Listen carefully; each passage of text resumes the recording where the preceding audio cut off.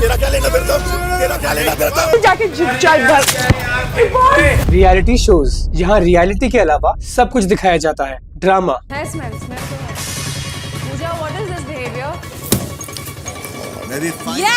कम on, तू मेरे साथ अलग से रिएक्ट करेगी तो मेरा दिमाग खराब। वायलेंस, बाहर तेरी औकात नहीं और अंदर आके देख ले।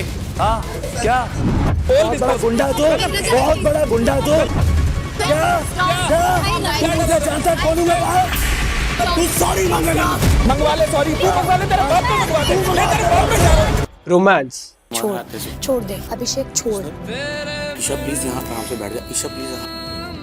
मेरे को ना किसी से यहाँ फर्क नहीं पड़ता।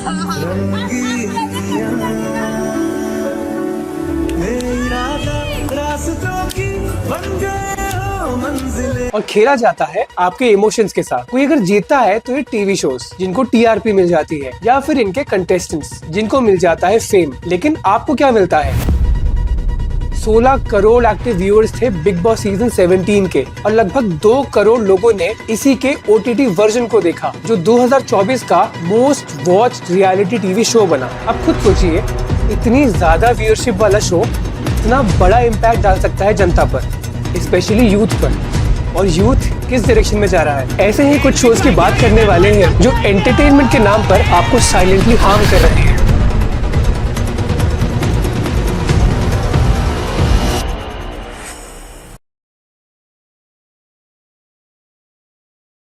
अब आप बोलेंगे कि रियलिटी शो ये तो है, कितना ही बड़ा इफेक्ट करेगा। लेकिन जब बात आती है हेल्दी लिविंग की, तो बॉडी के लिए हेल्दी ईटिंग का ज्ञान हर कोई देने लग जाएगा। लेकिन हेल्दी वॉचिंग या माइंडफुलनेस का क्या? हम जो देख रहे हैं, क्या वो दिमाग पर असर नहीं करेगा?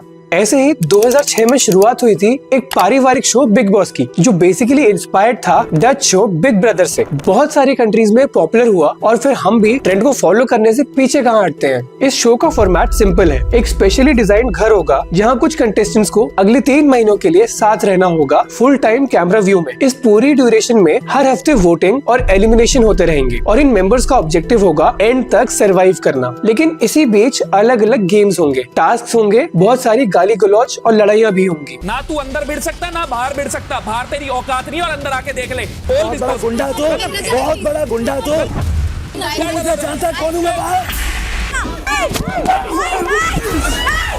और ग्रुप्स भी बन जाएंगे जो पूरी तरह से आपको एंगेज रखेंगे। अब बात करते हैं इसमें पार्टिसिपेट करने वाले कंटेस्टेंट्स की।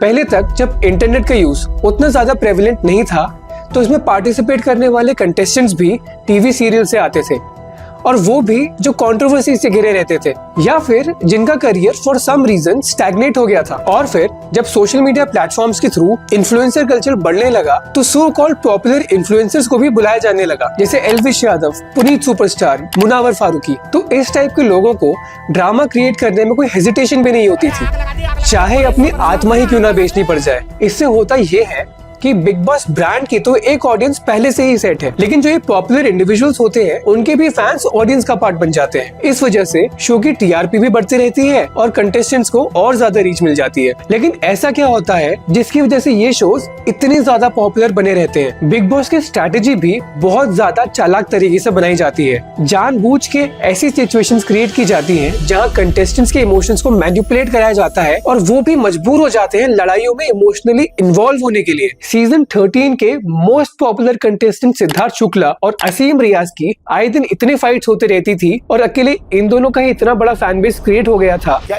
उसने अरे मैं पूछ के आ रहा हूँ।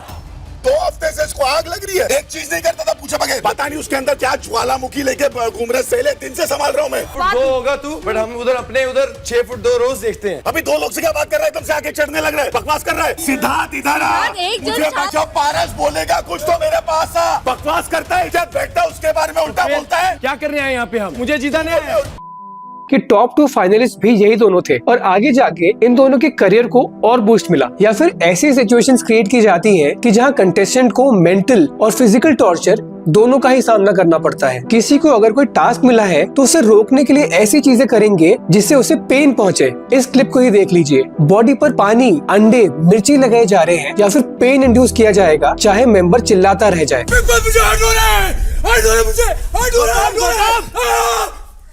मुझे इसका फल मिलेगा। आग के अंदर डाले। तेरी कैप्टन से कुछ नहीं है। लो जाओ परेशान है। हमारे देश में तो जेसीबी की खुदाई और सीवर लाइंस की सफाई तक देखने के लिए भीड़ लग जाती है। कहीं कोई लड़ाई हो तो भीड़ का हिस्सा बन के देखने में, या फिर कोई एक्सीडेंट हुआ है तो रिकॉर्ड करना पहले शुरू कर देंगे, लेकिन कोई हेल्प नहीं करेगा। तो यहाँ तो लोगों को और ज्यादा मजा आता है अपने घरों के कंफर्ट से दूसरों को सफर करता देखने में।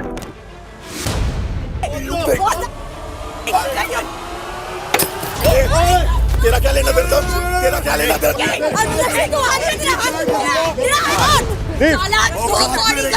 मेरे से तेरे पास घटिया दिखा दिया ना तूने अपनी औकात। फिर आता है इमोशनल रोना धोना। किसी पर्टिकुलर कंटेस्टेंट पर स्पेशल फोकस करने लग जाएंगे। वो कंटेस्टेंट कैमरा के सामने ऐसी चीजें बताएगा जो वो रियल लाइफ में भी कभी क्लोजेस्ट फ्रेंड्स को भी शायद डिस्क्लोज नहीं करेगा। वो रियल भी हो सकता है, लेकिन यहाँ एम यही रहता है कि ऑडियंस के मन में इतनी ज्यादा सिंपैथी जनरेट करना कि वो उसके लिए एक सॉफ्ट कॉर्नर डेवलप कर ले, जैसे OTT सीजन में नेजी के साथ हुआ। एक स्ट्रगलिंग रैपर जिसका करियर में फेम मिला, लेकिन वो अब सब छिन गया है। ऐसा हो गया था ना कि कोई चीज बेच दूं अपनी, ये नौबत आ गई थी। मैंने बाइक बेच के गाने बनाए, पता है तुमको? बाइक बेचता था, गाना बनाता था। मेरे पास ट्रैवलिंग के पैसे नहीं, मीटिंग करना है, ट्रैवलिंग के पैसे नहीं। मैं सब हार मान गया था। मैं सब दोस्त लोग को ट्राई कर लिया था। मैं बोला शो के दौरान वो कई बार लॉस दिखाई देते थे और ऑडियंस को लगता था कि इंसान कितने दुख में है। काफी सारे रियलिटी शोज में ऐसा ही होता है। किसी टैलेंट शो में अगर कोई कंटेस्टेंट आ रहा है तो एक सैड बैक स्टोरी पहले शुरू हो जाती है कि भाई देखो बंदे की बहुत सैड लाइफ है, तो अब तो शो देखना ही पड़ेगा। फिर किसी भी टैलेंट शो में टैलेंट से ज्यादा सिंपैथी के बेसिस पे पॉपुलैरिटी गेन करने की कोशिश रहती है। यहाँ तक कि अब तो बच्चों को भी नहीं छोड़ा जा रहा है। मतलब ये इतना पक्का दोस्त है ना मेरा कि मैं इसको कभी मेरे से दूर नहीं देख सकती हूँ। तू जो रूठा तो कौन हंसेगा। कभी मेरे से गले मिलता है ना तो मेरे को बहुत अच्छा लगता है। और भी एक तरीका है ऑडियंस को टारगेट करने का, रोमांस या फिर क्रिंज वर्दी सेक्सुअल कंटेंट दिखाया जाना। छोड़ दे अभिषेक, छोड़। मेरे को ना किसी से यहाँ फर्क नहीं पड़ता।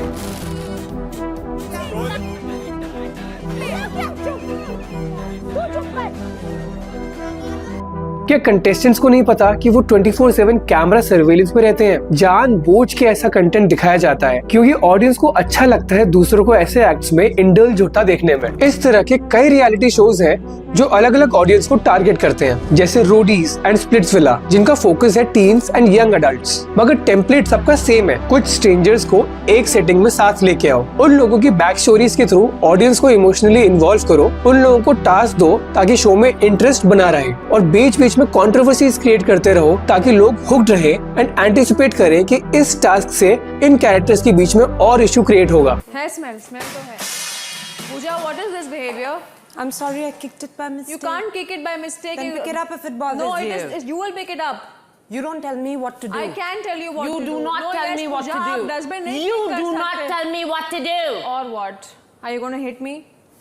और यही एक स्ट्रेट फॉर्मूला अलग अलग शोज में प्रेजेंट किया जाता है उस शो के थीम के हिसाब से। ये बिल्कुल वैसे ही है जैसे एक रेस्टोरेंट 10 डिशेस बना रहा है सेम ग्रेवी का नाम बदलकर या उसमें एक इंग्रेडिएंट चेंज कर, और हम भी उसे खुशी से कंज्यूम कर रहे हैं। पर ऐसा है क्यों? युval नोआ हरारी ने अपनी novel Sapiens a history of humankind में इसका एक बहुत ही लॉजिकल एक्सप्लेनेशन दिया है, जिसमें उन्होंने बताया है कि कैसे गॉसिप करने की हैबिट ने होमो सेपियंस के एवोल्यूशन में एक बहुत इंपॉर्टेंट रोल प्ले किया है। गॉसिप एक इंटीग्रल पार्ट था ह्यूमन सोसाइटी में क्योंकि एक जरिया था सोशल इंटरेक्शंस का। इसके थ्रू कम्युनिटीज और लैंग्वेजेस भी फॉर्म हुई। वो एक्सप्लेन करते हैं कि जब बाकी प्राइमेट्स जो स्मॉलर ग्रुप्स में रहते थे तब इंसानों के लिए जरूरी था लार्जर ग्रुप्स फॉर्म करना अपने सर्वाइवल के लिए। गॉसिप के थ्रू उन्हें एक दूसरे के रिलेशनशिप्स, बिहेवियर और रेपुटेशन के बारे में पता चलता था, जिससे एक ट्रस्ट बेस्ड नेटवर्क बनने में हेल्प मिलती थी और कोऑपरेशन भी बना रहता था। तो ओवरऑल गॉसिप अर्ली ह्यूमंस के लिए एक सोशल ग्लू का काम करता था, जिससे यूनिटी और ट्रस्ट मेंटेन रहता था। लेकिन आज के टाइम पे गॉसिप एक मीडियम बन चुका है जहां आप आराम से दूसरों पे जजमेंट्स पास कर सकते हैं बिना खुद जज हुए। तो यहाँ से हम समझ सकते हैं कि हम क्यों दूसरों पे जजमेंट्स पास करने में और दूसरों की लाइफ में इंटरफेयर करने में इंटरेस्टेड रहते हैं। चल गॉसिप करते हैं। She's such a numb। अरे कभी वो मंगलसूत्र पहनती है, कभी नहीं पहनती है। मैंने कुछ नहीं कहा। टेक्नोलॉजिकली तो हम काफी डेवलप हो चुके हैं, बट शायद अभी भी हमारे मन में एक वो डरा हुआ केवमैन बैठा हुआ है जो दूसरों पर ट्रस्ट करने से पहले उन्हें जज करता है और अपने ही सर्कल के लोगों से उनके रिगार्डिंग अप्रूवल लेता है। आप ही सोचिए कि हम सोशल अप्रूवल के लिए क्या कुछ नहीं करते हैं, लेकिन इस टाइप के शो से हम सीखते क्या है? सो कॉल्ड इन्फ्लुएंसर्स को बुलाया तो जाता है, लेकिन ये खुद हमें कैसे इन्फ्लुएंस करते हैं? इनको तो रीच मिल गई, लेकिन आपको सिर्फ एक माइंडलेस वॉचिंग के लूप में फंसे रहते हैं। और देख भी रहे हैं तो क्या, YouTube पर ही ऑडली सैटिस्फाइंग वीडियो सर्च करके देखेंगे और आपको हजारों वीडियोस मिलियन व्यूज के साथ मिल जाएंगी। हम आज सिर्फ माइंडलेस एंटरटेनमेंट सर्च कर रहे हैं एंड उसके लिए कुछ भी देख लेंगे, जिसका नतीजा है इस तरह के शोज।